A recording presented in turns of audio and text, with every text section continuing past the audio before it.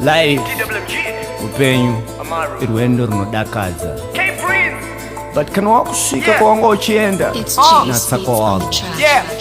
Kana zvaapu sazokanganwa pazvaimbova tafu sazokanganwa ndimwari vakugadzika patafura usakanganwe amai vaikubikira chikafu Natsa Kwawabva kunoenda usiku Natsa Kwawabva kunoenda usiku. Real thugs never forget where they come from kukanganwa nekuti wave pane comfort Natsa Kwawabva kunoenda usiku.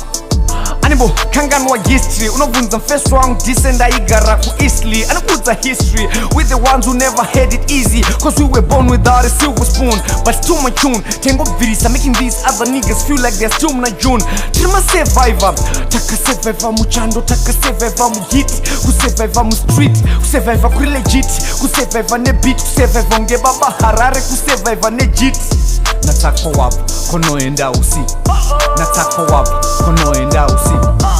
Real thugs never forget where they come from kukanganwa nekuti wave pane comfort Natsa Kwawabva kunoenda usiku Natsa Kwawabva kunoenda usiku. nzombe huru yakatobva mukurerwa akarera anotofanira kutenda ndiri seni ndakatobva kukugeto kugeto life ningiri veto vunza Shettoh they thought we had it easy cause we never had it ghetto but we came from the bottom and straight to the top that's where we gon' settle and we prepared to fight the battle kunoenda usiku Natsa Kwawabva kunoenda usiku.